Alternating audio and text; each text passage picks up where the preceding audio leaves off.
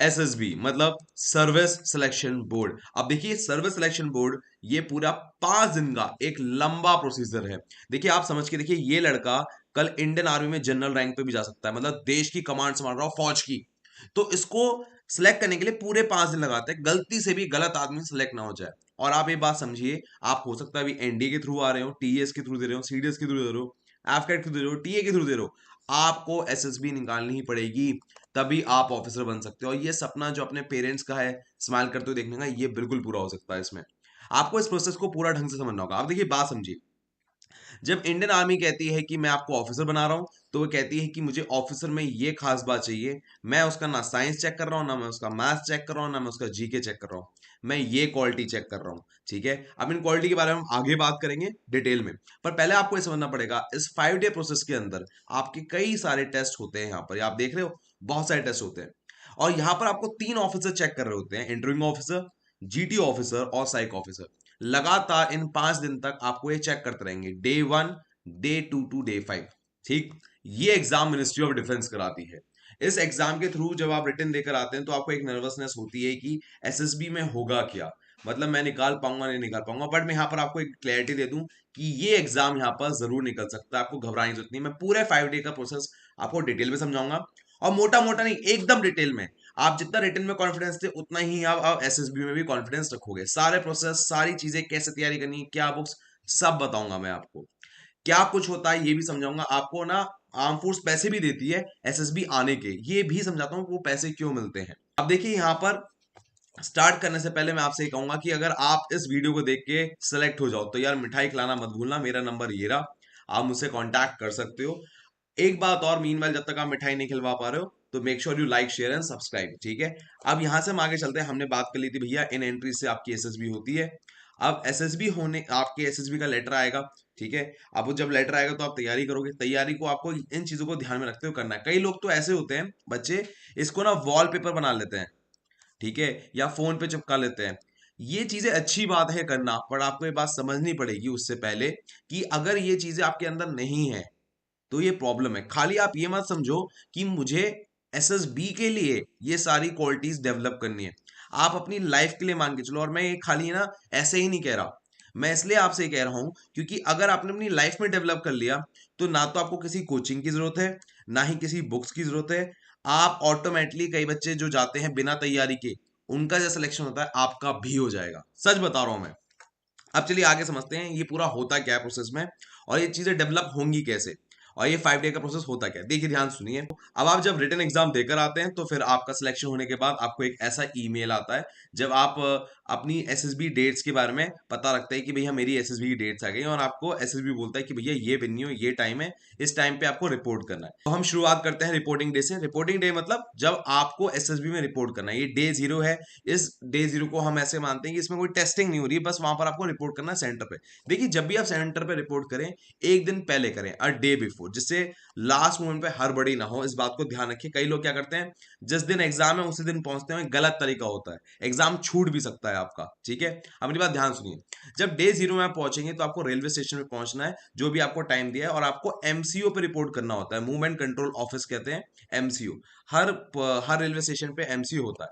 अब देखिए जब इस प्रोसीजर में आगे बढ़ते हैं तो कई बार ऐसा हो सकता है एसएसबी का है कि हमें ट्रक भेज रहे हैं, बस भेज रहे हैं, आपको हम पिकअप करने आएंगे, गेट रेडी और इसमें आप आ जाना। और ऐसा भी हो सकता है आपसे कहे कि डायरेक्टली एसएसबी में आ जाओ आप, ठीक है, ये टाइमिंग है, इस टाइम पर आपको पहुंचना है। ये ऐसा हो सकता है, जैसा भी आपको एसएसबी बताए वैसे आपको करना है। अब मेरी बात ध्यान समझिए, जब आपके पास यहाँ पर कॉल लेटर आता है तो आपको यहाँ पर डॉक्यूमेंट्स लाने को कहा जाता है कि बच्चे डॉक्यूमेंट्स लेकर आओ।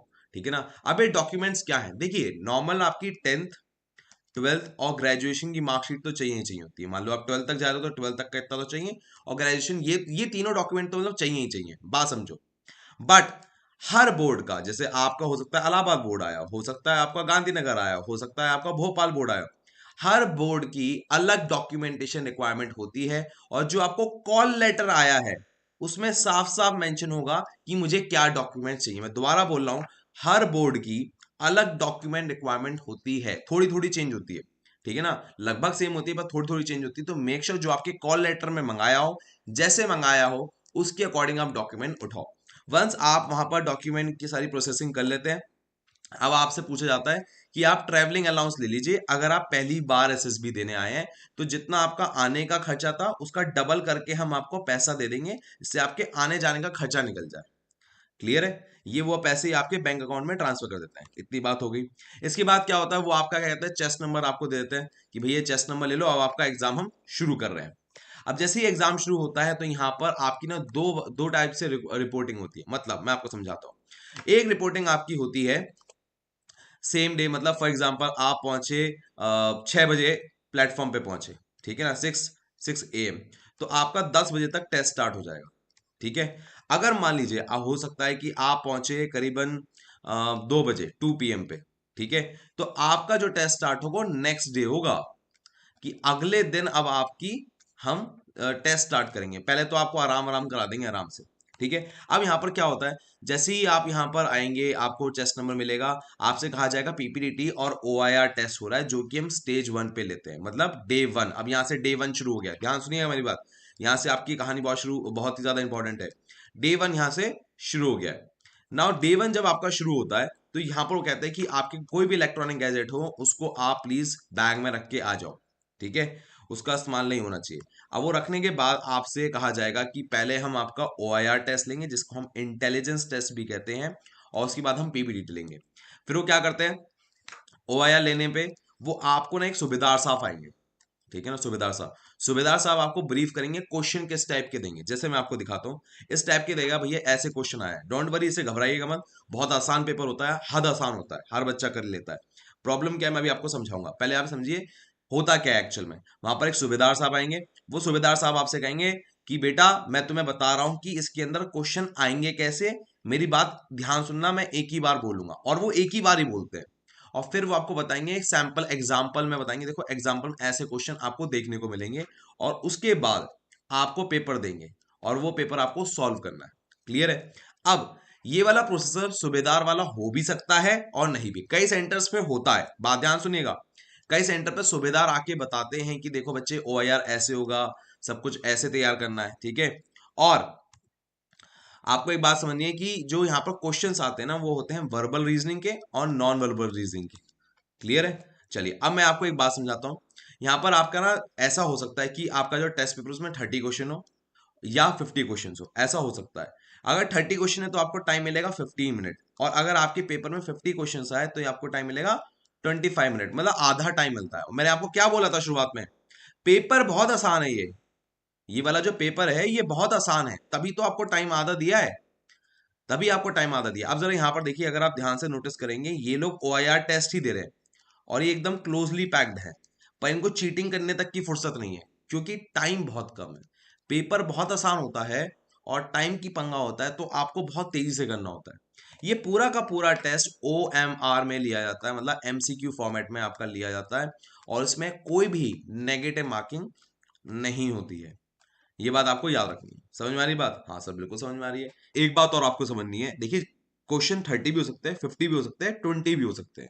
आपको सिर्फ एक बात याद रखनी है, अगर आप प्रैक्टिस कर रहे हैं खुद से घर बैठ के, तो आपको ये याद रखना है कि मान लो 20 क्वेश्चन आया तो टाइम मिलेगा 10 मिनट, 50 क्वेश्चन आया तो मिलेगा 25 मिनट, और 30 क्वेश्चन आया तो मिलेगा 15 मिनट। क्लियर है? और दो पेपर मिलते हैं, पेपर 1 और पेपर 2, तो आपको दोनों फॉर्मेट में प्रैक्टिस करनी है। आई होप आपको ये बात क्लियर है। अगर आपको लगे कि मुझे ओआईआर चाहिए तो आप इस नंबर पे आप मैसेज कर देना ओआईआर, और आपको मिल जाएगा। क्लियर है? चलो अब यहां से हम आगे चलते हैं। एकदम क्लियर कट समझ में आ रही है? ठीक है। अब मेरी बात ध्यान सुनिए, यहां तक जब आप समझ गए तो आपका फिर दूसरा टेस्ट होता है जिसको हम कहते हैं पीपीएनडीटी। पीपीएनडीटी में क्या होता है, एक बड़े से प्रोजेक्टर पे आपको धुंधली सी फोटो दिखाई देगी, जिसमें आपको क्लियर नहीं होगा कि वहां पर एग्जैक्टली क्या हो रहा है, बट आपको रफली आइडिया मिल जाएगा कि हाँ बच्चे साइकिल चला रहे हैं, कहीं जा रहे हैं, ओपन एरिया है, रफली पता लग जाएगा आपको। ठीक है। अब उस पर आपको लिखनी होती है स्टोरी, पर स्टोरी लिखने से पहले आपको दिया जाता है 30 सेकेंड्स का टाइम, की देख लो अच्छे से फोटो क्या है, और उसके बाद देते हैं 4 मिनट करीबन आपको लिखने के लिए। जब इतना हो जाता है तो इसके बाद क्या होता है, आपका कराया जाता है जीडी।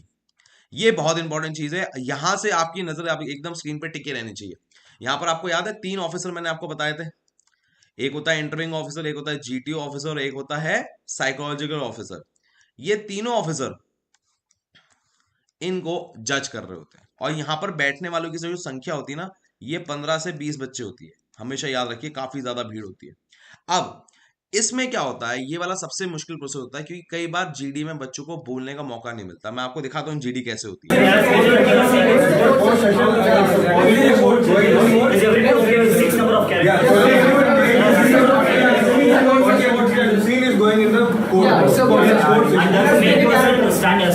तो अभी आपको समझ में आया होगा, एक रफ आइडिया मिला होगा जीडी हो कैसे होता है। तो होता क्या है कि यहाँ पर ना बहुत सारे लोग एक साथ बोल रहे होते हैं, तो समझ नहीं आता कि मैं अपनी बात रखूं कैसे। अब एक और बात है जो आपको बहुत समझनी है, बहुत इंपॉर्टेंट है। देखिए, डायरेक्टली जीडी स्टार्ट नहीं होता, पहले होता है नरेशन। नरेशन मतलब क्या होता है, मैं आपको समझा। नरेशन में क्या होता है, पहले आपको ये फोटो दिखाई जाती है, फोटो में आपने स्टोरी लिखी, उस स्टोरी को आप याद करते हो। याद करने के बाद एक एक बच्चा यहाँ पर उस स्टोरी को बोलता है, और जैसे ही आखिरी बच्चा अपनी स्टोरी खत्म करता है, जीडी यहां से शुरू हो जाता है। और जीडी में जो डिस्कशन होता है वो होता है, जैसा मैंने आपको दिखाया था, भयानक, कि किसी की बात को समझ नहीं आ रही होती, और उसे टर्मिनोलॉजी से बोलते हैं फिश मार्केट। और फिश मार्केट में मैंने आपको क्या बताया है कि वहां पर आपके साथ क्या होता है, कुछ लोग एग्रेसिव हो जाते हैं, जो आपसे लड़ने लगते हैं, चिल्लाने लगते हैं। अब आगे समझते हैं। अब वहां पर क्या होता है ना, जीडी में अपनी बात रखने के लिए लोग एग्रेसिव हो जाते हैं, क्योंकि बोलने का मौका मिल नहीं रहा होता, बहुत कम चांस मिल रहा होता है, फ्रिक्शन ऑफ सेकंड्स मिल रहे होते हैं बोलने के लिए। तो लोग गुस्से में बोलने लगते हैं, लिटरली लोग चिल्लाने लगते हैं वहां पर। ठीक है, अब एग्रेसिव नहीं होना, आपको असर्टिव होना। अब मैं आपको एक बात बताता हूँ, चलो मान लेते हैं कि जीडी आपका अच्छे से नहीं गया, तो क्या होगा मैं समझाता हूँ। अब देखिए, तीनों ऑफिसर होते हैं, साइक, आईओ और जीटीओ। तीनों पे ना तीन पावर होती है, no, doubt and yes. Yes मतलब बंदा 100% सिलेक्टेड है, डाउट मतलब 50-50, एंड नो मतलब ये बंदा घर जा रहा है वापस, इसको सिलेक्ट नहीं करा गया। अब आपको ये वाला चार्ट समझना है, ये क्या कह रहा है। अब क्या होगा, यहां पर मान लीजिए, यहां पर लिखा है एन, ठीक है, और एक बच्चा है उसको मिले OIR में 1, मतलब बहुत अच्छे नंबर है। एक बच्चा है जिसको OIR मिले 5, जो कि बहुत ही खराब नंबर है। और यहाँ पर तीनों असेसनों से यस यस यस बोला है। तो बताओ सिलेक्ट कौन सा होगा, ये वाला बच्चा या ये वाला बच्चा। सिलेक्ट होगा ये वाला कैंडिडेट 5, क्योंकि यहां पर आपके बात समझनी है कि पीपीएनडीटी की वेटेज ज्यादा है as compare to OIR। Weightage है OIR की, बट कम है एज कंपेयर टू पीपीटी। मैं दोबारा बताता हूं मैं क्या कहना चाह रहा हूं। मैं ये कहना चाह रहा हूं कि इन तीनों ऑफिसर पे ज्यादा पावर है, कि अगर बच्चा इस वाले टेस्ट में बहुत ही कम परफॉर्म करता है, लो परफॉर्म करता है, तो भी वो सिलेक्ट हो जाएगा। कई बार आपको ऐसी कहानियां सुनने को मिलेंगी कि OIR तो अच्छा गया नहीं और बच्चे का सिलेक्शन हो गया। ऐसा भी सुनने को मिलेगा कि बच्चे का जो MCQ था ना, उसमें उसने ऑप्शन ही गलत मार्क कर दिए थे, और फिर भी उसका स्टेज 1 क्लियर हो गया। ये कहानी आपको बहुत सुनने को मिलेंगी अगर जब आप एसएसबी जाओगे। तो प्लीज मेक श्योर कि आप पीपीडीटी पे बहुत ज्यादा फोकस करो। अभी आप समझ गए कि पीपीडीटी की इंपॉर्टेंस बहुत ज्यादा है। ठीक है, अब मैं वापस आता हूँ एग्रेसिव पे और असर्टिवनेस पे। एग्रेसिव मतलब तो लिटरली मैं कहता हूँ जीडी में जो चिल्लाता है उसी को हम एग्रेसिवनेस कहते हैं। असर्टिवनेस को समझना बहुत मुश्किल है। असर्टिवनेस एक ऐसा आदमी जो अपनी बात को फर्मली बोल रहा हो, ठीक है, क्लियरली बोल रहा हो, उसकी बात समझ में आ रही हो, और तीसरी उसके बात में लॉजिक भी होना चाहिए। इसको हम असर्टिवनेस कहते हैं। अभी भी मुझे लगता नहीं बहुत अच्छे से समझ में आया होगा। मैं आपकी मदद करने के लिए ना एक इंसान को इनवाइट कर रहा हूं यहाँ पर, वो है एसएसबी कोलकाता के फाउंडर कमांडर विकास यादव। अगर आप इस बात की इंपॉर्टेंस नहीं समझ रहे हैं जो मैंने अभी कही है, एसएसबी कोलकाता के फाउंडर, इसका मतलब है कि ये बाप आदमी है, मतलब लिटरली। ठीक है ना, मतलब he is a very knowledgeable guy. बाप आदमी इन द सेंस मतलब बहुत ही ज्यादा नॉलेजेबल गाय है। इनका ये जो अचीवमेंट है कि उन्होंने एसएसबी बोर्ड फाउंड किया है, ये इनको इस स्किल में एसएसबी में मास्टर दिखाता है। क्लियर है। अब यहां पर आपको समझना पड़ेगा कि जो अभी आप फुटेज देखने वाले हो थोड़ी देर में, वो उनके इंस्टीट्यूट की है, LWS इंस्टीट्यूट। ठीक है ना। अब LWS इंस्टीट्यूट में मैं जाकर इनके पूरे इंस्टीट्यूट का रिकॉर्डिंग करी है, जिससे एसएसबी का एग्जैक्ट जो लुक है, एसएसबी एग्जैक्टली होता कैसे है, वो मैं आपके सामने प्रेजेंट कर सकूं। तो यहाँ पर कमांडर विकास और सुमित सर LWS इंस्टीट्यूट को चलाते हैं, ये दिल्ली में। ठीक है। अब जब मैं कमांडर विकास सर को प्रेजेंट करूंगा ना, तो वो दो दो फेज आपको दिखाएंगे। कमांडर विकास सर खुद एक विलेज बॉय थे, ठीक है, और वहां से कमांडर बने। तो ये अपनी जर्नी से जो उन्होंने लेसन लिए वो, प्लस एसएसबी के जो फाउंडर रह चुके हैं, उसका एक्सपीरियंस ये आपको बता रहे हैं कि भैया आपको एग्रेसिव नहीं, असर्टिव कैसे होना है। तो अभी हम सर की बात सुनेंगे, पर मैं एक बात तो बता दूं, सर कमांडर विकास सर और सुमित सर बहुत ही हम्बल गाय हैं। मतलब मैंने ऐसे लोग बहुत कम देखे हैं जो स्टूडेंट की सक्सेस में बिलीव रखते हो। तो अगर आपको ना इनसे बात करना हो ना, आप ये नंबर है, इस पे आप कॉल कर सकते हो। और हो सके तो यार दिल्ली में ही है ये, इनके पास जाइए और इनसे अगर आपको कोई ट्रेनिंग में कोई मदद चाहिए, एसएसबी में कोई मदद चाहिए, आप जाके इनके इंस्टीट्यूट से लो। मतलब कमांडर विकास सर तो इनकी नॉलेज को हेड्स ऑफ है मेरा, मतलब सलाम करने का मन करता है। इतनी क्लियर सॉलिड नॉलेज और इतनी आसान भाषा में समझा देते हैं, मजा आ जाता है। चलिए मैं आपकी कमांडर विकास सर से मुलाकात कराता हूँ। एग्रेसिव वर्सेस असर्टिवनेस को समझने में बहुत इंपॉर्टेंट चीज है ये। Being a GDO, you have a lot of experience where people, मतलब बच्चे बोल ही नहीं पाते।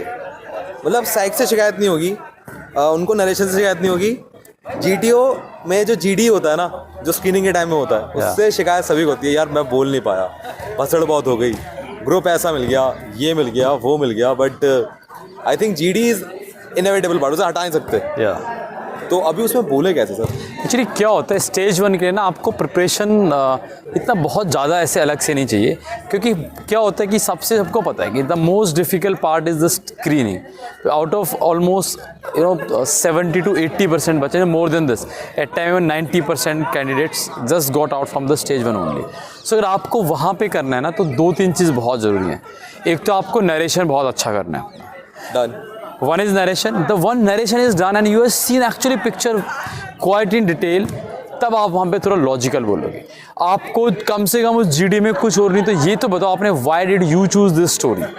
राइट, कि मेरे को ये स्टोरी मैंने इसलिए बनाया है क्योंकि मेरे को ऐसा दिखाई दिया, ऐसा इसलिए लगा, that's why I made this story and why your story to be selected. आप 2-3 बार बोलोगे मोर देन एनफ है।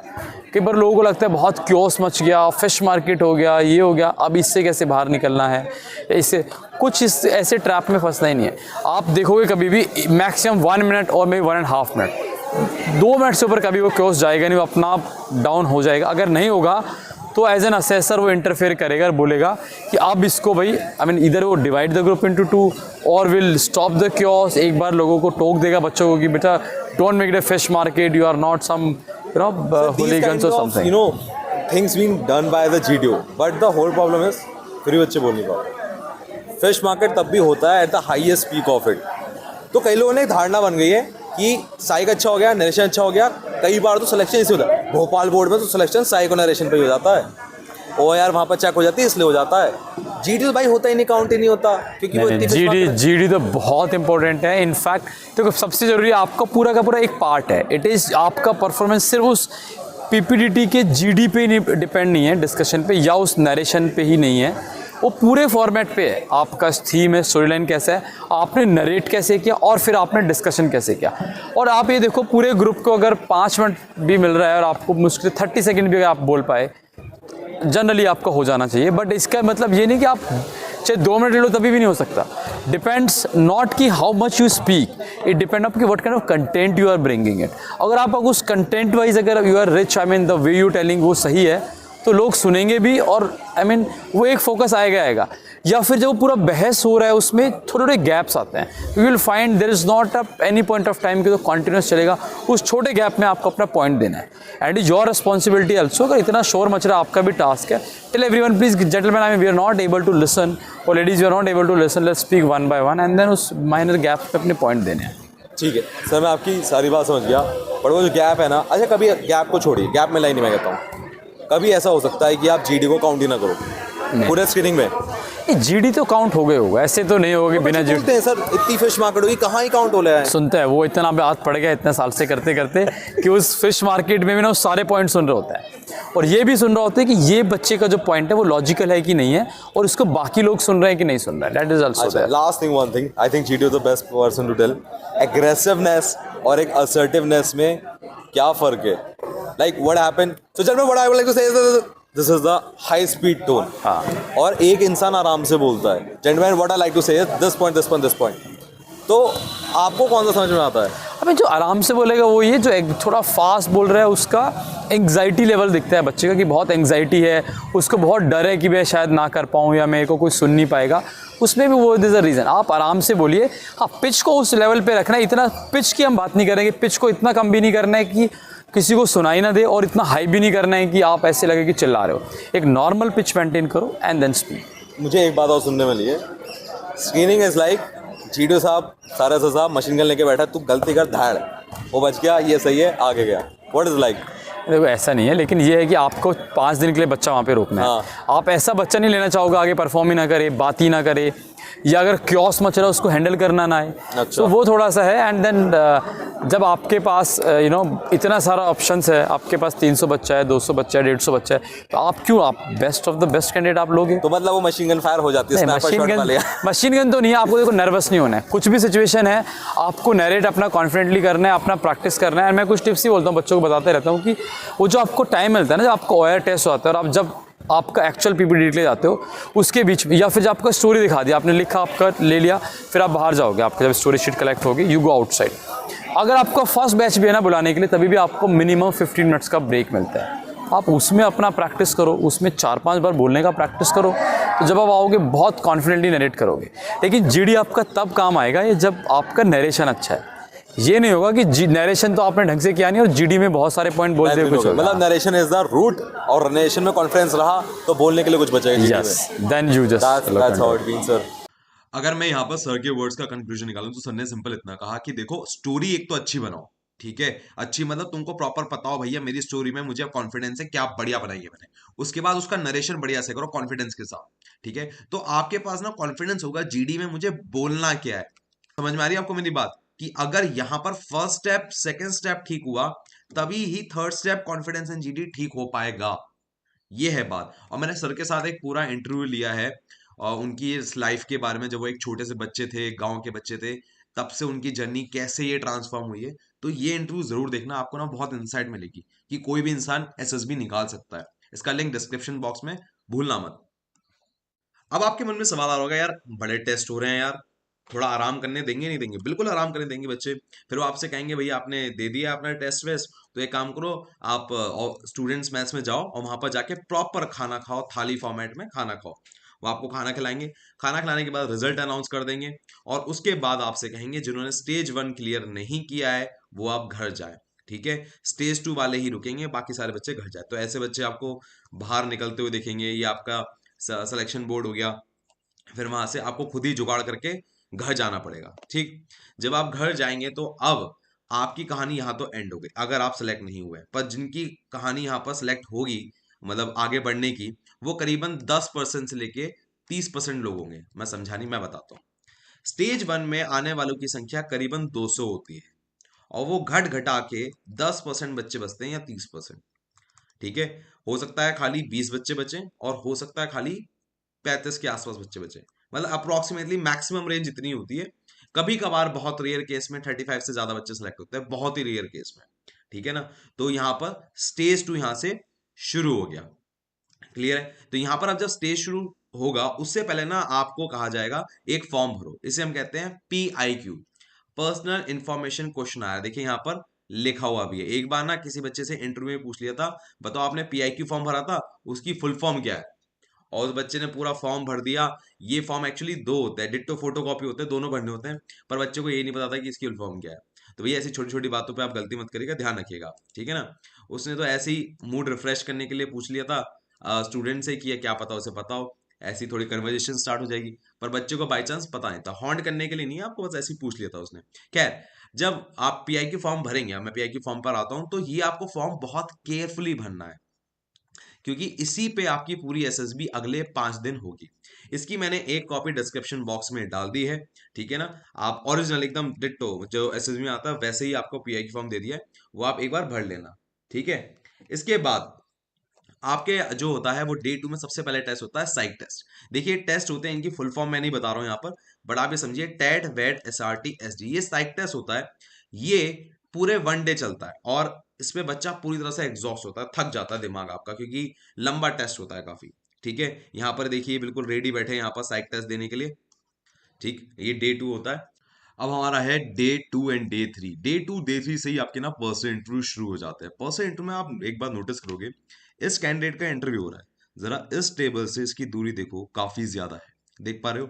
ये इसलिए है कि जिससे असेसर देख सके भैया इसकी बॉडी लैंग्वेज कैसी है, क्या ये घबरा तो नहीं रहा, टेंस तो नहीं हो रहा, उसकी बॉडी लैंग्वेज बहुत कुछ बता देती है एक असेसर को। ठीक है, अब आपको ये बात समझनी है कि हमारे पास 3 टाइप के कैंडिडेट्स होते हैं। एक होता है जिसके पास इंग्लिश कमजोर है, बहुत आप हो सकता है आप भी हो, आपकी इंग्लिश कमजोर हो। दूसरा है एक लो एनर्जी लेवल, जिसकी ना बोलने में ऐसा लग रहा हो कि यार बड़ा ही नेगेटिव एटीट्यूड वाला बनता है।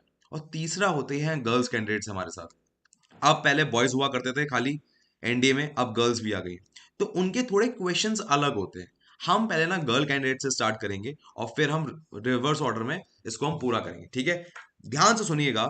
अभी ये जो सर हैं ये एक कैंडिडेट का इंटरव्यू लेंगे और पहले कैंडिडेट होगी हमारे सामने ये लड़की। Chest number 13. How do you pronounce your name? Sir, pronunciation of my name is Iknoor. Iknoor. Yes, sir. Sounds very interesting to me. Can you please let me know what it means actually? Sir, literally it means Ek means one and Noor means diamond. So literally it means a diamond. Quite interesting and beautiful name. Thank you, sir. All right.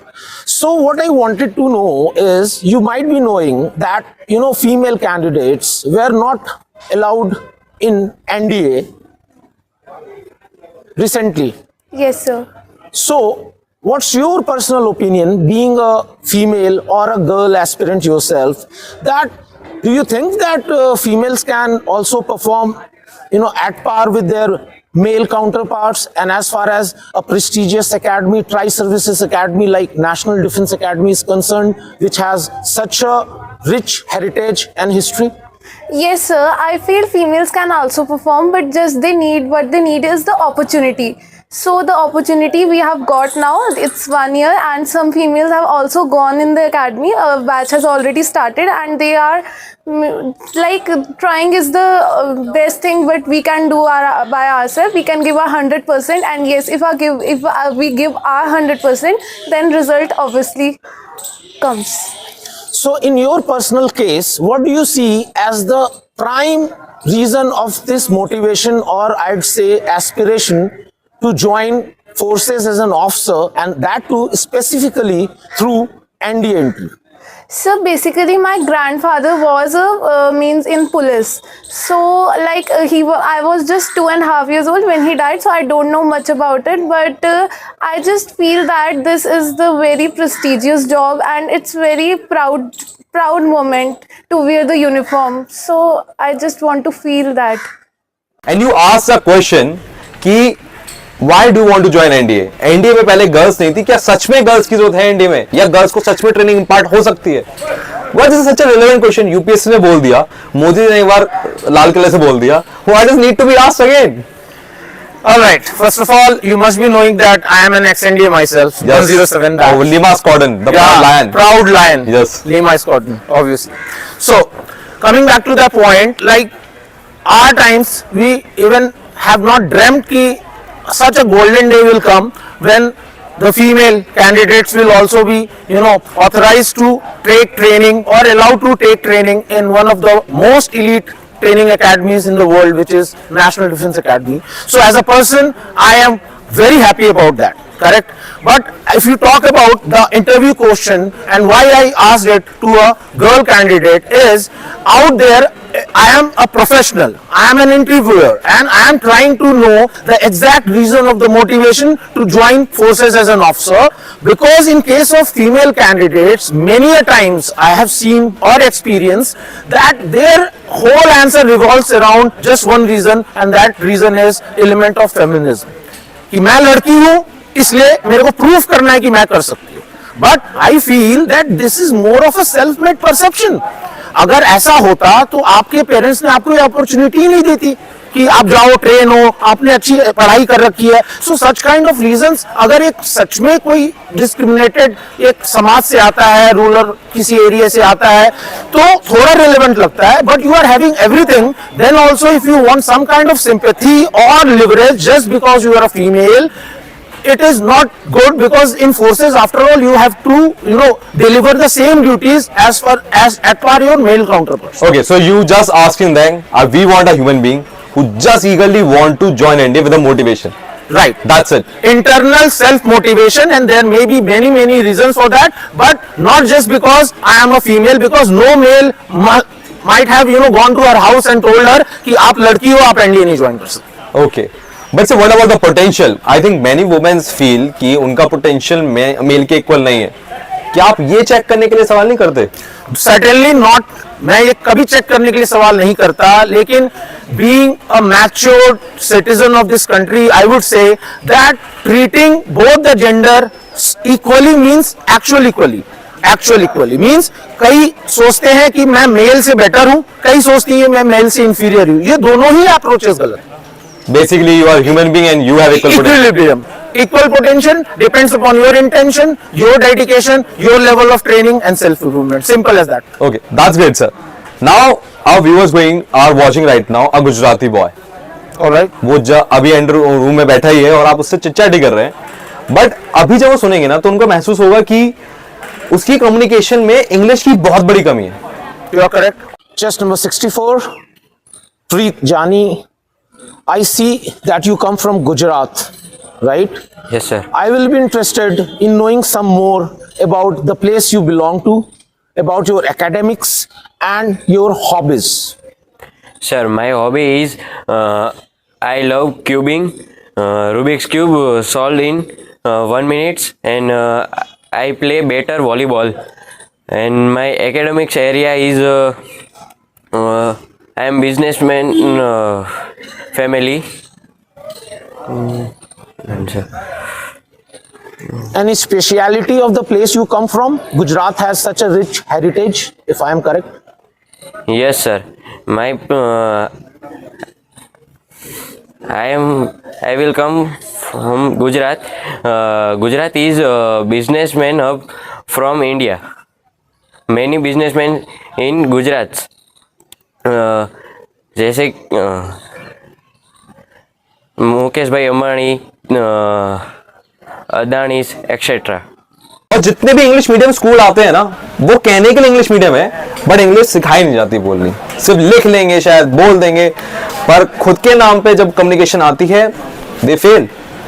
तो is it how it is important to have English over there? क्योंकि सुना तो देखा गया है कि कुछ बच्चे हिंदी में देकर आए और हो गया है, ये क्या है? मतलब ये बहुत बड़ा कंफ्यूजन है आज तक है, जबकि 100 वीडियो मैं बना चुका हूं sir. Well, there is no official language of SSB. That is very correct. But can you deny the fact that the most used language globally is English, and it is such a language which can connect you to people who are coming from even other backgrounds, especially in India only. More than 22 scheduled languages are there, right? So how do you expect to communicate with them if you don't have a common language, which is English in this case? Correct. As far as the school point which you have raised, you are very correct at your place. Unfortunately, many schools proclaim that they are English medium. Many use words like international, just to make some money out of it, maybe a propaganda kind of measures, but they don't have able instructors inside, and training is not just theoretical, okay? It should be a practice in day-to-day life. So that is one of the reason that maybe few people, especially if they are from English, so-called English medium schools, lack on this particular skills. Okay but क्या मैं ये कह सकता हूँ English is the language of arm forces? You been NDA, Right. What do you use over there? To be honest, generally we communicate in English. The reason being, as an officer, tomorrow you are expected to represent your country even at international platforms. UN Peacekeeping Force is one of the prime examples of it. So obviously, if you stand there, you don't stand just alone. You are representing your country, and it is expected that you can communicate to your counterparts from other countries as well. Okay now अभी ये सुनने जा रहे हैं उस गुजराती लड़के को जो पहले इंग्लिश में नहीं बोल पा रहा था और अभी वो हिंदी में बोल रहा है तो बहुत सही बोल रहा है। If you are not that comfortable in English, you may fall back to Hindi, but then again, please fall back to English as soon as possible. Okay, sir. So please reply. जैसे कि मैं गुजरात से आता हूँ तो वहाँ पे वो पूरे बिजनेसमैन का एरिया है। वहाँ के फैमिली में छोटे बच्चे होते हैं, तब से उसको सिखाया जाता है कि आपको बड़े होके बिजनेस करना है, बहुत बड़ा बिजनेस करना है। हमारे यहाँ से कोई आर्म फोर्सेस में नहीं जाता, प्राइवेट नौकरी नहीं करता। हमारे पूरे गुजरात में से सारे बच्चे 95% बच्चे आगे जाके खुद का बिजनेस ही करते हैं। जैसे कि वो धीरू भाई अंबानी, उसका बेटा मुकेश भाई Ambani, Adani etcetera sir. Now I like to know this answer in English, that as you said that from Gujarat maximum people are aspiring to be big businessmen, then what made you think that you would join armed forces as an officer? Yes, sir. I think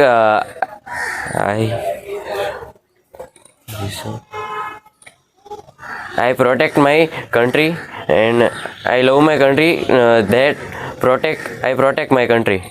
now sir मेरे हिसाब से ऐसा होता है कई बार first interview is a very small time, अपने आप को प्रेजेंट करने का मौका नहीं मिलता, और अगर मैंने कुछ बोला और वो गलत निकल गया, इंटरव्यू ने कुछ गलत समझ लिया, पूरा इंटरव्यू बदल गया। Absolutely right. सो मेरे को आप इमीडिएट सोल्यूशन बता दीजिए कि 6 महीने 8 महीने 2 साल 3 साल ये इंग्लिश सीखी भी जा सकती है कि ये पूरा मम्मी पापा को भी आनी चाहिए, भाई को भी आनी चाहिए, एनवायरमेंट पूरा होना चाहिए क्या? In my opinion, anything is possible if you have a plan for it, and English is no exception. Correct? In today's world, there are enough number of platforms available. ठीक है, अब वो excuse देने का भी जमाना चला गया, because everything doesn't need money. अगर कोई बोलता है I come from a economical backward background, then also that reason is not evident these days. Correct? Newspaper, how much does it cost? 3 rupees, but is a very comprehensive source and medium to improve your English, in my personal opinion. Correct? Okay, that's great. Now this is the very important part which I'm going to take it. ये हमने communication ली जो कि एक verbal skill थी, वो clear नहीं है, interview आगे ढंग से नहीं जा सकता। But there is something called non verbal communication, मतलब इंसान बोल नहीं रहा है, उसने अपने मुंह से कुछ बोला नहीं है, कुछ साइन बोर्ड नहीं, कुछ नहीं, बट जैसे ही वो एंटर कर रहा है, जैसे मूव कर रहा है, वो बैठ रहा है, वो बहुत कुछ बोल दे रहा है। There's a guy right now who's walking into the entering room. अभी देख पा रहे हैं वो। Now what's the fault in that? Yeah, what is the problem in that? Not fault exactly, problem क्या है उसमें? Basically, before coming to that, एक बहुत नॉर्मल क्वेश्चन होता है और ये बहुत जेन्युइन भी लगता है बच्चों के साइड से। सर जीटीओ में इतने सारे टास्क कराए, हमें यहाँ से कुदाया, यहाँ से फाड़ना पड़ा, और साइकोलॉजी में इतने सारे हमसे पर्चे भरवाए, स्टोरीज बनवाई, पिक्चर्स दिखाए, सेंटेंसेस बनाई, सिचुएशन से रिएक्ट कराया, और इंटरव्यू जो कि कंफर्टेबल एनवायरनमेंट में एक कोजी एनवायरनमेंट में 1-to-1 इंटरेक्शन है, ranging from anywhere from 20 minutes 1 hour 40 minutes, depends upon the candidate obviously. तो आखिर इसका वेटेज इक्वल कैसे हो सकता है? Obviously ideally it should have been like 40-40-20, but यहाँ तो इक्वल वेटेज बताते हैं। ऐसा क्या है? या इतना आसान सा एक्टिविटी है? It is not, because interview is not just about your verbal communication. Verbal means either you speak, or even if you are said to write something, it is more also about your non-verbal communication. आप अपनी qualities के बारे में जो signs and signals instructor को, interviewer को दिखा रहे हैं, वो आपकी पर्सनैलिटी का एक पार्ट है। It can include how you walk, how you talk, how you shake hand. Interviewer जो होता है कई बार हाथ मिलाता है। He can greet you, he can welcome you verbally also. He does it with a reason. आप किससे हाथ कैसे मिलाते हैं, जो इसके एक्सपर्ट्स हैं, they can tell about your personality from that thing only. Fish and shake, हाथ में कुछ है ही नहीं, कोई पर्सनैलिटी नहीं है, ऐसा लग रहा है जैसे आप किसी मछली को पकड़े हुए, राइट? या हैंड क्रशर, हाथ पकड़ के ऐसे ही दबा रहे हो, राइट? मैं हैंडशेक पे आऊंगा, but let's move to that again the initial point कि उसके वॉक में गड़बड़ थी क्या? All right. In my opinion, the overall element of energy is missing. Correct? He is walking so slowly. Shoulders आप देखो, कोई sense of pride नहीं है. You are aspiring to be an officer. आपके किसी भी body movement से ऐसा नहीं लगना चाहिए कि you are approaching a torture chamber. Getting me? The interviewer out there is not to eat you up. Okay? And he feels happy if you get recommended. Correct? Okay. Fair enough. But sir ये ना factor मुझे समझ नहीं आ रहा, जब आप smile करते हो, आपका जोश या स्माइल, खुशी दिखती है, बॉडी कैसे बता रही है? मतलब उसकी बॉडी में क्या बता रहा है आपको?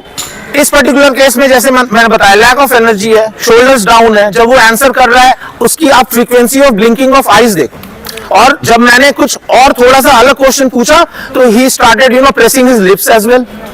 करेक्ट? तो ये चीजें आपकी क्लैरिटी ऑफ थॉट का जो प्रोसेस है उसके टूटने का संदेश दे रही है, राइट? आप सोच जो रहे हो, you are not able to communicate it verbally that well.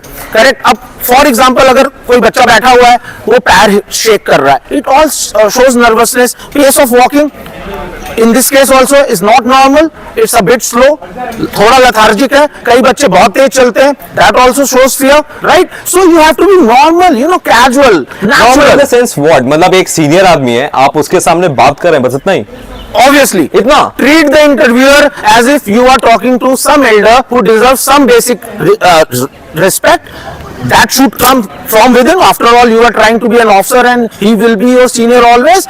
And that's it. You need to have normal eye contact with him. Neither you need to stare at him, nor you need to just look away from him. Just have a natural expression on your face. एक बहुत बड़ा myth है कि मैं फौज में जाना चाहता हूँ, so I should look rude always. No, once aggression is expected or required, be aggressive. But normally एक जो positive person होता है, एक lively person होता है, positive vibe उसी के around carry करती है. And my thinking is, जो इंसान खुद खुश नहीं है, वो अपने जवान को, अपनी यूनिट को कैसे खुश रखेगा? That's great word sir. And मुझे मजा आया, बट मैं ये पूछ रहा हूँ, ये हैंडशेक कैसा था?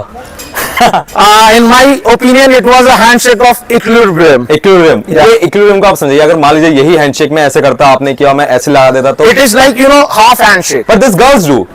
ये वाला हैंडशेक गर्ल्स करते हैं या नॉर्मली बॉयज भी करने लगे आजकल? I'll give you my personal example. As you know, I did my masters from England. Ji. So once I visited Scotland, right? There I had a female friend. Okay. So once I extended my hand like this, it was like Victorian era handshake from her side, like this. Oh. Right? You must have seen it in ji. old movies, Imperial era movies, Titanic for that example. Correct? So that is not the right approach. In very brief, I can tell you, if you may extend your hand, the ideal approach, you need to just, come till here. This is a barrier. You will know that where to stop and just, firmly hold your hand. Nothing Okay, else. that's gentle handshake. Yeah, That's it. that's one. Perfect. That's equilibrium. You have your own respect and you're giving the respect. Correct. That's And it. you are communicating as That's a well. great communication with you, officer. Same here, likewise. Thank you so much. सो अभी आप इनसे मुलाकात करके आए थे, I think आपको ये दोनों याद आ गए होंगे. ठीक है, यहाँ पर ये जो दूसरे हमारे सर हैं, इनका नाम है अवनीश सर. ये इंटरव्यूइंग ऑफिसर हैं, एक्स एनडीए रह चुके हैं. ठीक है, और एक बहुत बड़ी बात होती है, पता नहीं आपको इस बात का एहसास है कि नहीं, मैं वहां गया हूं और मैंने वहां जाके शूट किया है, और इस इंस्टीट्यूट ने मुझे अलाउ किया कि जाओ अपने अकॉर्डिंग जो तुम्हें सही लग रहा है इसको रिकॉर्ड करो और यूट्यूब पे डाल दो. सो कोई भी अगर तुम इंस्टीट्यूट चुनो या कभी कोचिंग चुनो ना, हमेशा एक बात पे याद रखना, वो पर्सनैलिटी शेप करने का काम कर रहा हूं, मतलब पर्सनैलिटी को हथौड़ी की तरह मार मार के कर रहा हूं. कुछ कोचिंग इंस्टीट्यूट ऐसे होते हैं जो रटवाते हैं, आंसर रट लो, ऐसे बोलो, ऐसे चलो, वो नहीं. आपकी पर्सनैलिटी को चेंज करो. आपको याद है मैंने स्टार्टिंग में कहा था कि आप ना अपनी लाइफ में एक बेहतर इंसान बनो, एसएसबी अपना आप निकल जाएगी. ठीक है, यही मैं यहां पर बोल रहा हूं कि अब कोचिंग अगर तुम्हें लेनी भी पड़े तो तुम लो ऐसे जहां पर पर्सनैलिटी ट्रांसफॉर्म हो रही है, और एलडब्ल्यूएस में ऐसा होता है. तो मैंने यहाँ पर नंबर दे दिया है गाइस, अगर तुम्हें लग रहा हो ना दिल्ली में तुम हो, दिल्ली के आसपास हो, तो मेक श्योर कि आप यहाँ पर इनसे मिलो. अब देखिए यहाँ तक आपको समझ में आ गया कि हम यहाँ स्टेज 1 पे हो चुका है, यहाँ पर साइक हो चुका है, इंटरव्यू की हमने बात कर ली है. अब हम आ गए हैं जीटीओ. जीटीओ आपका ना 2 दिन होता है.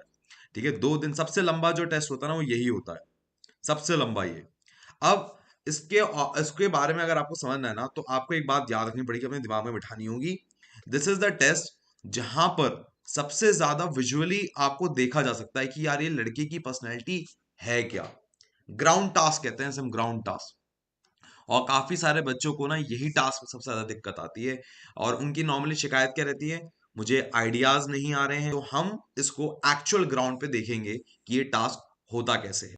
अब देखिए हम आ गए जीटीओ टास्क पे. अब मेरी बात ध्यान सुनिएगा, बहुत इंपॉर्टेंट बात है. जीटीओ टास्क में क्या होता है, आपके चलो 4 ग्रुप है, for example group 1, group 2, group 3, group 4. Group 1 को स्टार्टिंग लाइन से शुरू करना है, फिनिश लाइन पे खत्म करना है. ऐसे ग्रुप 2 को, ग्रुप 3 को, ग्रुप 4 को. ठीक है, अब यहाँ पर क्या होता है, इनको फट्टा, बल्ली और रस्सी की मदद से खत्म करना है. अब आपको कुछ समझ नहीं आ रहा होगा कि ये मैं कह क्या रहा हूं, कि भैया यहां से शुरू करना और यहां पर खत्म करना है. मैं समझाता हूं. पहले तो आप ये देखो, ये लाइनें देखो, ये देखो, ये है 1, ये है यहाँ पर 2, देख पा रहे हो आप, ये आपकी आ गई 3, ये लास्ट में आ गई 4, ये वाली लाइन. ठीक है, ये आपको सारा नहीं करना होता, आपको करना तो खाली सिर्फ ये वाला होगा. ठीक है, अब मेरी बात ध्यान सुनिए, इसे हम कहते हैं पीजीटी. क्या कहते हैं, पीजीटी. अगर फुल फॉर्म बोले तो प्रोग्रेसिव ग्रुप टास्क. ठीक, अब इस टास्क में क्या होता है, आपको यहाँ से सारा सामान उठाकर आपको यहाँ लेके जाना है अपने साथियों के साथ. इसे हम कहते हैं प्रोग्रेसिव ग्रुप टास्क. अब इसमें ना कुछ रूल्स होते हैं, मेरी बात ध्यान सुनेंगे. रूल्स क्या होते हैं, आपको ये हेल्पिंग मटेरियल दिए गए हैं, इसका इस्तेमाल करना है। कैसे? ऐसे भाई फट्टे का इस्तेमाल कर रखा है, रस्सी का इस्तेमाल रखा है, आपको इस्तेमाल करना है इस पॉइंट से इस पॉइंट जाने में, इन चीजों का इस्तेमाल। क्लियर है? इसे हम हेल्पिंग मटेरियल कहते हैं। इन्हें पीछे नहीं छोड़ना होता, ये रूल होता है कि अगर ये छूटा तो आपका रूल ब्रोक हुआ और आपको जो भी पनिशमेंट जीटीओ साहब देंगे वो आपको करनी पड़ेगी। ठीक है, अब यहां पर क्या होता है, एक रूल और होता है कलर रूल। कलर रूल क्या कहते हैं कि भैया रेड पे आपको टच नहीं करना, ब्लू पे कोई मटेरियल आपका टच नहीं करेगा, ब्लू पे कोई भी मटेरियल आपका टच नहीं करेगा, और व्हाइट पे आप भी टच कर सकते हो। और ये जो आपका मटेरियल है, मटेरियल क्या था, ये वाला हेल्पिंग मटेरियल, ये हेल्पिंग मटेरियल इस पे रखा जा सकता है, टच हो सकता है। क्लियर है? व्हाइट पे, ब्लू पे खाली आपके पैर, आपकी बॉडी, और रेड पे ना आप टच करेंगे ना ही आपका हेल्पिंग मटेरियल, मतलब ये। क्लियर है बात? समझ में आ गई? हाँ सर, बिल्कुल क्लियर हो गई, हमें समझ में आ चुकी है। ओके, तो हमारी मुलाकात कमांडर विकास यादव सर से हुई थी। मैंने पहले बताया था कोलकाता के फाउंडर हैं, और ये भी बता रहा हूँ एसएसबी में जीटीओ ऑफिसर रह चुके हैं। ठीक है, अब आपको एक बात समझनी है कि मैं अभी आपसे कह रहा हूँ कि जो अभी मैं आपको टास्क दिखाने जा रहा हूँ, ठीक है, वो आप खुद करके देखेंगे, खुद करके देखेंगे कि हाँ ये होता कैसे, से आपको क्लियरिटी हो। बट बच्चे ऐसा हो सकता है, पर बच्चे ऐसा हो सकता है कि आप ना कर पाओ। क्यों ना कर पाओ, मेरी बात ध्यान सुनना। 3 टाइप के बच्चे होते हैं। पहला बच्चा वो होता है जो पढ़ के सीख लेता है, भाई किताब पढ़ी और उसको समझ में आ गया काम होगा कैसे। दूसरा होता है वो देख के सीखता है, और तीसरा होता है वो सीखता है करके, कि बाय डूइंग। ठीक है, तो यहां पर डूइंग तो पॉसिबल नहीं है।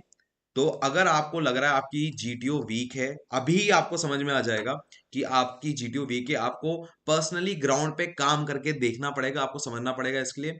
तो यहाँ पर एलडब्ल्यूएस में जहां कमांडर विकास यादव सर हैं, वहां पर कॉल करके ना प्लीज अपनी डेट्स बुक कर लेना। ठीक है, टाइम वेस्ट मत करना, अभी एसएसबी आएगी मैं पहले ऐसे ही घूम के देख लेता हूँ, ये मत करना। हर बच्चा अलग अलग होता है। ये जो करके देखने वालों की संख्या होती है ना, ये 80% होती है, 80% पूरी दुनिया में। तो मतलब 99% चांस है कि आप उनमें से एक हो सकते हो। चलिए अब आगे देखते हैं हम।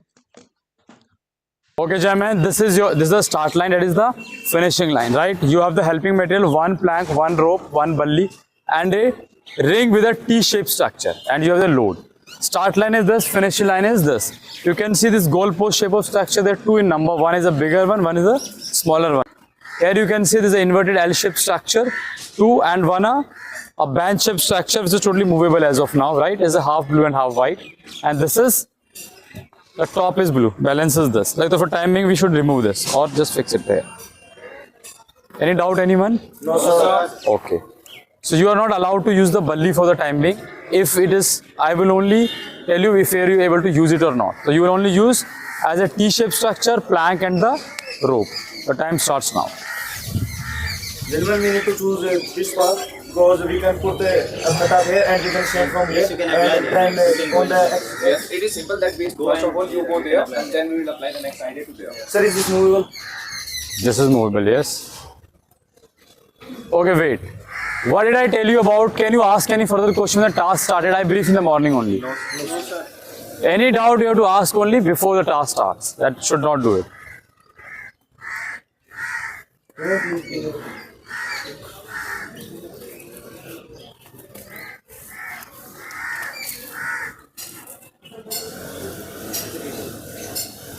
You can touch the white part.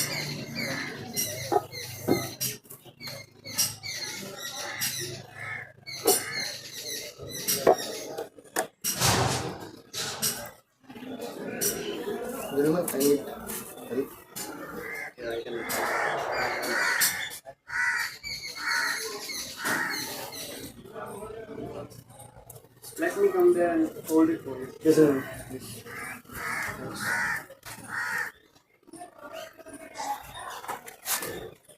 You tie that, right? Yeah.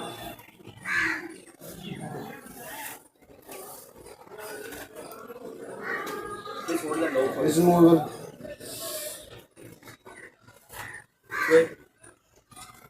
Make it a bit stable, bro. So we can. I will hold it. Okay, wait. Now come down. Get down. Now I told you very specifically you cannot apply the physical force. The the physical force was inside the obstacle course. As a penalty, we are taking it out. Take this out and keep it inside. This movable structure is not available to you now.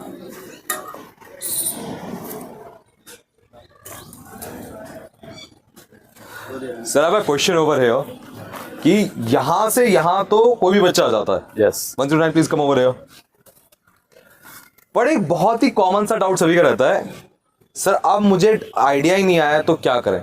और अगर आप जैसे GT है तो वो तो आगे मतलब चीज को मुश्किल कर देगा. अभी अच्छा खासा टास्क रखा हुआ था. So what to do, let's see the brain. और क्या करें हम? अगर आप ब्रीफिंग को ध्यान से सुनोगे, अप्रोच अगर आपका सही है ना, there is no time when you don't have the ideas. Okay. Reason being idea कब नहीं आएगा, जब आप रट के जाओगे या मुझे ऐसे ही करना है तो आइडिया नहीं आएगा. कैंडिडेट का अगर अप्रोच सही है ना, सोचे कितना भी डिफिकल्ट हो, कब सब कुछ हटा दे, he'll keep applying the approach in the correct direction. Okay. An idea will 100% be generated. चलो let's see how the boys will do. Yeah. चलो you have one thing, I'll give you one thing. I remove the structure, I'll give you the balli. आप ऊपर से मत देखा करो, नीचे से देखा करो. आपको कई बार बताया, being a camera person always look for me. क्या कह रहा हूँ सुन लो. आज के आने मुझे रोटेशन भी कराएंगे.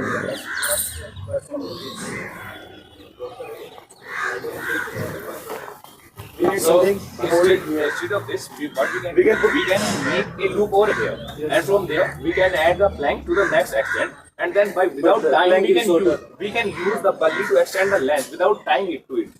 But plank is short. We could try it. So I speak louder and clear when you speak. You can apply your idea. Go there and apply.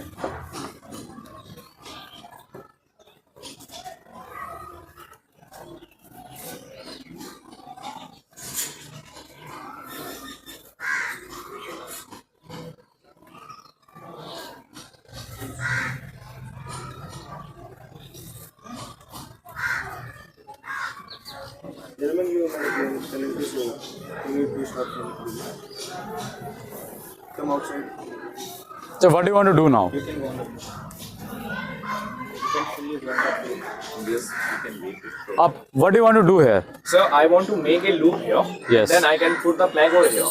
By extending the length, by adding Okay. a pulley to it, we can go. Okay, this is the common mistake which you do, and this is where your basic work sense comes into picture. When you tie a rope here, Yes, sir. it's a round pole, Yes, sir. right? Circular.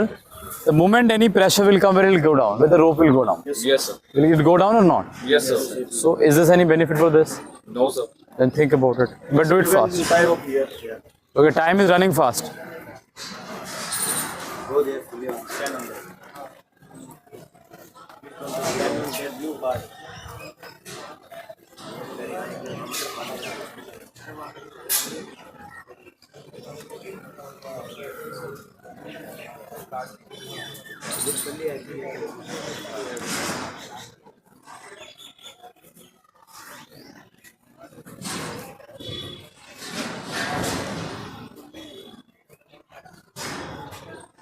We can hang it here, and then we would be able to put a plank over here to extend the length. After that, I can hold on to it.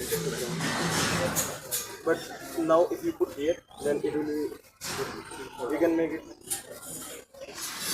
But we need some, just put it. We can't put anything material on it. We will put one end of the pulley here, but we can't put helping material on it. These are the people. Sir, Can we not touch pulley here? plank on the ground with the ground? So that's why we can. Okay, Jaiman, it's a very basic question. What did I ask? There is another idea. What did he ask? Sir, Can we not touch this plank to the ground? Then you need not to do anything. आप नीचे जमीन पे रखो plank and start working over the plank and come here. we need to make a cantilever. That's the only way that's gonna work. Please don't take it to there. We need.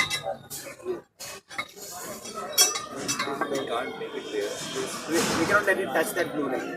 So we can't, the blue line is not all over. We have to use plank to support. Don't take in the white part here. It is not going to go. Please hold it from this side. This, yeah. Thank you. Now leave the plank.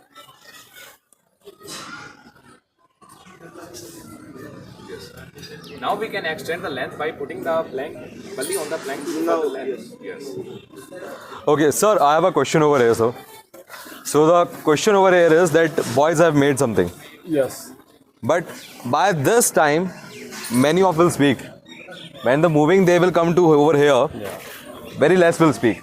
But I think I'm sure you have noticed one thing also, sir. There was a guy. Please take it out. Chest number 147. इन्होंने sir फट्टा यहाँ रखा हुआ था. आपने भी notice किया होगा.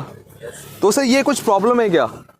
This is the understanding and clarity of a candidate because इसका question भी ऐसे ही है. He's asking कि sir can we not touch the plank on the ground? I mean it's the basic sense. If you touch the plank on the ground you can walk around. But it talks about the individual discipline, right? How serious you are about the task. Because what the rule says? Rule says you can your helping material cannot touch the ground and the load. Cannot touch the ground and the Load. And the red red color. Right? If you gonna touch it on the ground itself, so what is the point of going ahead? These are the minor things, these mistakes which cannot keep on doing. One time by mistake it's understandable, but when you make a continuous, again and again this mistake, so it is like you are in kind of a loop. Yes, sir. It's kind of a plan. Like every time you'll find the same candidate, you'll find he's breaking all these rules. If the pattern becomes very common, then of course it is very evident that this candidate slightly, do not listen either to rules or don't want to stick to the rules. Fair enough, sir. Let's boys continue. All of you please. चलो आपकी मैं मदद कर देता हूँ. यहाँ से यहाँ तक हो गया. लाओ रखो. Now this idea we grant you. Suppose this idea is workable, right? Yes, sir. How many of you will be able to reach there by with the help of this idea? Two. Any two of you just walk on the ground and reach ahead. Okay. No issue. Now you can carry forward. Sir को समझ में आ गया. When you walk on the ground, you take the helping material as well, right? Yes, sir. Okay.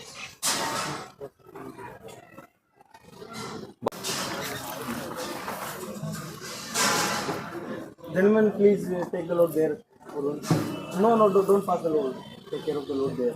Don't pass the load. We will take it later. We will take it here. So, will you please... Can you please pass the plank over here?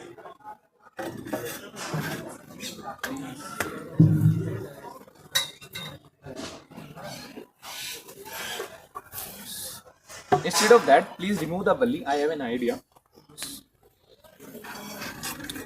What we can do is to put it here and here. After then, one of us could go there. After then, we will bring other from there, and the last man will carry the material as well as. So I think you should go there. Give it to me. Okay, Jayman, wait. I have observed two things. Yes, sir. First of all, the moment he steps, where did he put his step? Here. It talks about the basic working sense, right? How you just think about it, ki where should I put the step. Now, biggest mistake, when I brief all of you this task, what I tell you, that's completely white in color. Yes, sir. Remove the plank. I tell there is a pole which is white from inside and outside, but top is blue. And it is shown also. Yes, sir. He put the plank, none of you, neither objected, nor even you totally agreeing. Okay, if he's putting on the blue, all you are agreeing. It means all of you are breaking the rules. Clear to everyone? Yes, sir. Okay, now think about it. Now we can put it here. the bully inside and we can tie rope here. So, sir, It is white from the inside, so we can directly put it inside. But we have... Yes. Now we will add a plank here. And we can tie the rope. Please pass the rope.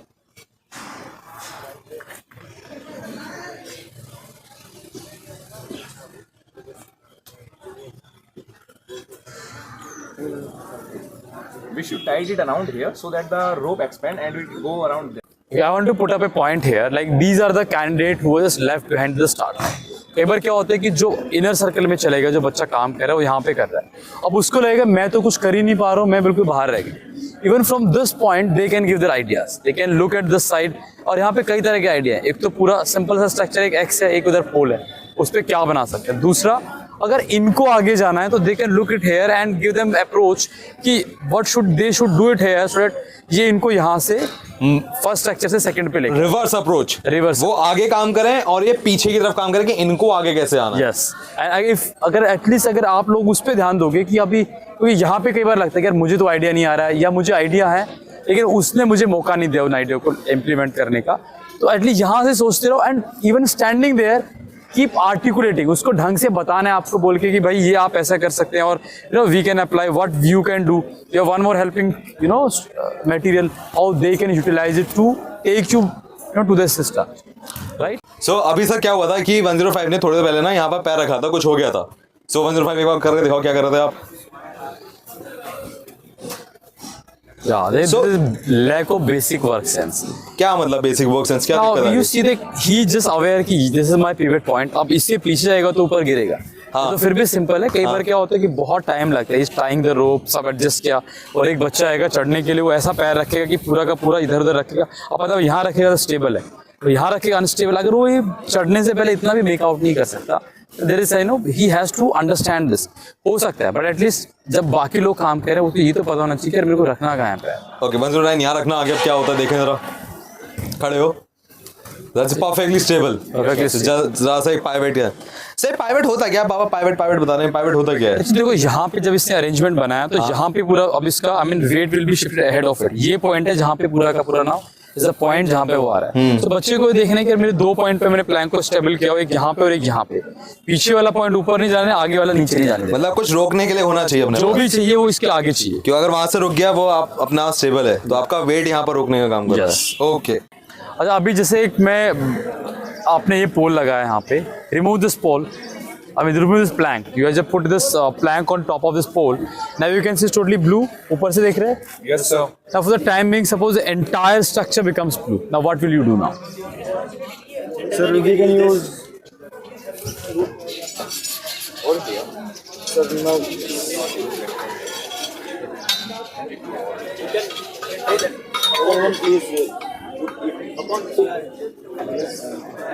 Perfectly fine. By this you'll be able to move ahead. But how will you bring these candidates जो पीछे रह गए अभी उनको कैसे लेके आओगे? So we will turn it around and put it here. Yes. So now we can put the plank from here to that side. Yes. Now we will be able to bring them here. By this you'll be able to move ahead. Yes, sir. And then from there you can further move ahead, right? Yes, sir. And how will you bring the last man from here? So I'll just grant you idea. All of you please come ahead. Okay. Okay. And from here, suppose the idea which you applied earlier, you apply the same idea. All of you able to move ahead? Yes, sir. First one candidate will remain back. Yes, sir. Show me how will you bring the last candidate. Sir before bringing the last candidate I want to know one thing, I he me यहाँ पर नहीं होता, V होता है। Yeah. So what is V over here, क्योंकि इस obstacle में कई लोग अपना चलाना लग जाते हैं, तो वो क्या है वी? Actually, V क्या मतलब क्या होता है? The task is not like you know, task is a team task. It is the task. You cannot say. कई बार क्या होता है बच्चा वहाँ पहुँच जाएगा, आगे का देखने लगेगा।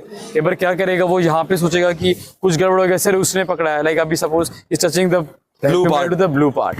If I pointed out the team कि why you are helping material touching the blue part, they keep Avinash is in the ground. Ground कर दिया, Right. अब ये दूसरे लोगों को ब्लेम करेगा, राइट? या फिर हम इससे पूछेंगे तो बोले कि सर ये कर रहा है।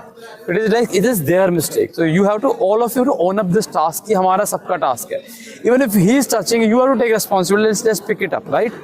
बट सर So कुछ that में is- पॉइंट करने के तूने गलत कर दिया, ये देख यहाँ रख दिया, वो रख दिया, अब वो सही कर रहा है कि गलत कर रहा है? मतलब कायदे में तो पॉइंट आउट कर रहा है वो। Yes, he should do. I think rule को फॉलो करना कोई प्रॉब्लम नहीं है, but not in a manner कि आपको रूल फॉलो से ज्यादा आप दूसरों को प्रॉब्लम में बता रहे हो कि तेरी गलती से ये हुआ है, तेरी गलती से नीचे टच हो गया, instead of like blaming others. Yes, instead of blaming somebody else, और maybe he will think heavy okay should I help you out, you are touching the ground, it is a better way. Genuine लगना चाहिए, मतलब वो, Genuine, कि yes. खुद की team में है ये मदद करने के लिए। एंड तुम्हारा कंसर्न भी जेन्युइन होना चाहिए, तभी आप उसको अच्छे से कर पाओगे, सर राइट? मेरा बड़ा अच्छा एक्सपीरियंस था, 45 मिनट का टास्क होता, 45 मिनट्स का टास्क कंप्लीट नहीं हुआ, पर उस ग्रुप में से 8-10 में से 5 बच्चे रिकमेंड हो गए, 5 टास्क कंप्लीट नहीं हुआ। सिर्फ 45 मिनट्स क्या जाल है आपका बिछाया हुआ कि इसका आप अंदाजा नहीं देते। इस देखो टाइम का क्या होता है, टाइम तो फिक्स है हर टास्क के लिए कि हमें इसके लिए इतना देना है, but finally it's not about कि बच्चा कुछ भी कर रहा है, आपको जो चाहिए वो मिलना चाहिए। Okay. वो 4 टास्क से मिल सकता है, वो आपको 3 में मिल जाए, क्या पता कई बार टाइम ओवर हो गया, ऐसा नहीं है कि 3 में उसने कुछ नहीं किया है, बाकी टास्क में तो इट कैन हैपन। ओके चलो आखिरी पार्ट करते हैं sir, please allow them. Okay, chalo. All of you just move ahead except one and tell me how will you bring the last man from. Okay, you also where are you standing? Right? हाँ, yeah, just come here. Okay. Now tell me, how will you bring this candidate? So we can make a simple bridge over there by putting beads inside, and it would be distance less than 4 feet, so we can go at that side. Okay, now I'll tell you what is the problem. Candidate does it. I mean, generally candidates do here also. But suppose आपको यहाँ पैर रखना है, अभी रखो एक बार. The moment he'll climb, it is going up, right? And या तो दूसरा पैर रखो अभी. Now, even if you're doing like this, now put it up here only. Still it is going because the other candidate who's standing is not standing proper. I understand what you should done is, if you are two of you stand, then how will you stand? both. Yeah. This is the proper way. And crisscross. नहीं जैसे भी खड़ा होना है, but at least दोनों का wait आना चाहिए, क्योंकि वेट बैलेंस करना है. Now you go. I'll be able to go easily, right? So this is where you will be able to do this. Yes, sir. Sir मेरे को ना एक बहुत बड़ा डाउट है, मैं बीच में आया हूँ, सॉरी. ये लोग सोच रहे होंगे घर जाएंगे अब, बट अभी नहीं होने वाला कुछ ऐसा. सो नॉर्मली क्या होता है, ये बात सभी को याद रहती है कि यहाँ पर खड़े हो सकते हैं हम, बट वो क्या करते हैं, छोड़ना बच्चे, इसी टास्क को यहाँ पर भी हैंड सपोर्ट देने लगते हैं. This is, देखो ये तो रूल का जानने का है. वो स्पेसिफिकली बताया है कि when you are standing here, you cannot apply the physical force. But if you are applying here, it's a problem. अब इन्होंने एक और गड़बड़ किया है, वो वहाँ पहुँच तो गया, but इनके हेल्पिंग मेटल भी इधर लटका हुआ है, right? So these are the mistakes which you should avoid when you are actually doing this. पर सर मुझे तो ऐसा लग रहा है ऐसी चीजें करने पे तो आपको पूरा कर दो, इन सबको निकाल दो. It's not से ऐसे नहीं कि एक ही चीज पे कोई सारे लोग पास या फेल हो जाएंगे, बट ये ध्यान रखना है, क्योंकि ये पैटर्न नहीं बनना चाहिए आपका. अगेन बता रहा हूँ कि एक बार किया, 2 बार किया, 3 बार किया, फिर कोई नहीं छोड़ेगा आपको गलती के लिए. तो अपनी चीजों की रिस्पॉन्सिबिलिटी नहीं ले रहे हो तो then there'll be some problem. That's a great helping hand, sir. बहुत अच्छा आपने बताया. And I guys wish you all the best. Thank you, sir. And this testament will turn into plus number soon. Okay, all the best, guys. अब यहाँ पर आपका GTO task भी हो गया. 2 दिन लगते हैं यहाँ पर, और जब 2 दिन होने के बाद अब आपकी लास्ट चीज बचती है कॉन्फ्रेंस.